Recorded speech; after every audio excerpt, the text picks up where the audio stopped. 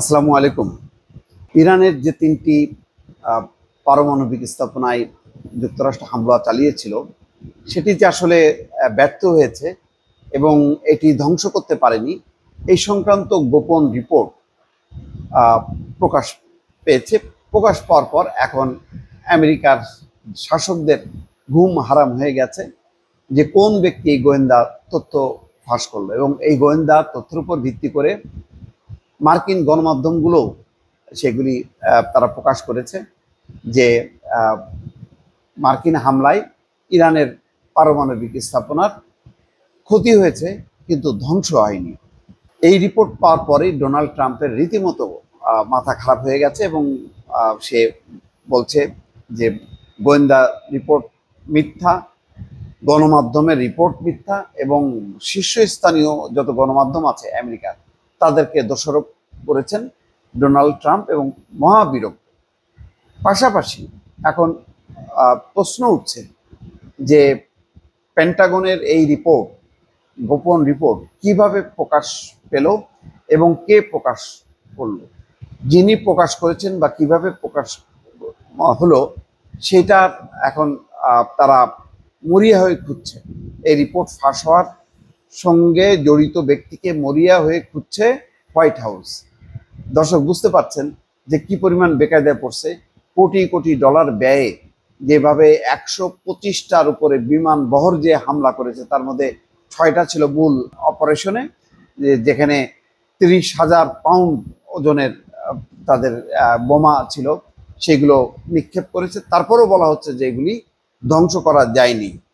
এটা নিয়ে এখন হিমশিম খেতে হবে মার্কিন কংগ্রেসকে, এই ডোনাল্ড ট্রাম্পকে প্রশ্নের মুখে পড়তে হবে। দেশে বিদেশে যেখানেই যাবে সেখানেই প্রশ্নের হবে যে এত টাকা ব্যয় এই অভিযানের ব্যর্থ হলো কিভাবে। এখন হোয়াইট হাউস বলছে যে ইরানের পারমাণবিক স্থাপনাগুলো সম্পূর্ণ ধ্বংস হয়েছে এবং এটা অতুলনীয় সাফল্য, হোয়াইট হাউস বলছে। কিন্তু পেন্টাগনের রিপোর্ট, গোয়েন্দা রিপোর্ট বলছে যে না, ধ্বংস হয়নি। এখন মার্কিন প্রশাসনের ভেতরেই একটা তোলপাড় শুরু হয়ে গেছে, তাদের মধ্যে একটা বিভক্তি শুরু হয়েছে। বিবিসির পার্সিয়ান সার্ভিস বলছে বুধবার মার্কিন প্রতিরক্ষা সচিব পিট হেগসেট পেন্টাগনে আভ্যন্তরীণ তদন্তের ঘোষণা দেন এবং জানান যে ফেডারেল ব্যুরো অফ ইনভেস্টিগেশন এ নিয়ে স্বাধীনভাবে তদন্ত করবে, অর্থাৎ নিজস্বভাবে করবে, আনুষ্ঠানিকভাবেও করবে।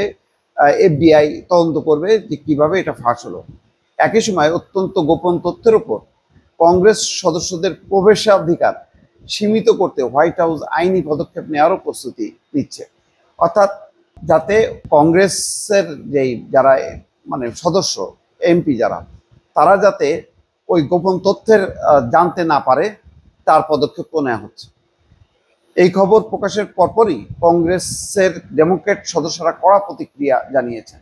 তারা বলেছেন এই পদক্ষেপ নেওয়ার আগে অবশ্যই খতিয়ে দেখা দরকার কিভাবে ইরানে বিমান হামলা সংক্রান্ত প্রাথমিক মূল্যায়ন রিপোর্টটি ফাঁস হয়েছে। একই সঙ্গে এই ধরনের পদক্ষেপ স্বাধীন সাংবিধানিক শাখা কংগ্রেসের গোপন তথ্য পাওয়ার অধিকার হ্রাস করবে বলেও সতর্ক করেছেন তারা, আর তা হবে আরেকটি স্বাধীন বিভাগ নির্বাহী শাখার মাধ্যমে। এদিকে বুধবার সন্ধ্যায় নির্ভরযোগ্য গোয়েন্দা উৎস থেকে পাওয়া তথ্য এবং উপাত্তের বরাত দিয়ে এক বিবৃতিতে সিআইএর প্রধান জানিয়েছেন ইরানের নিউক্লিয়ার স্থাপনায় গুরুতর ক্ষতি হয়েছে। দর্শক, এই হচ্ছে অবস্থা। তার মানে কেউ নিশ্চিত না যে আসলে সত্যি সত্যি পারমাণবিক স্থাপনাগুলো ধ্বংস হয়েছে নাকি শুধু ক্ষতিগ্রস্ত হয়েছে, এই বিষয়টি কেউ নিশ্চিত হতে পারছে না। দর্শক, ভালো থাকবেন। আল্লাহ হাফেজ।